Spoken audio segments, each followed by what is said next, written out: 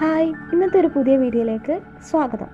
കടയിൽ നിന്നും വാങ്ങുന്ന കെമിക്കൽ ഷാമ്പുവിന് പകരം നമുക്ക് വീട്ടിൽ തന്നെ നാച്ചുറലായിട്ട് ഷാമ്പു ഉണ്ടാക്കിയാലോ? അതിനായി ആംല, ശികക്കായ്, സോപ്നട്ട് എന്നിവ നല്ലതുപോലെ പൊടിച്ച് അരിച്ചെടുക്കണം.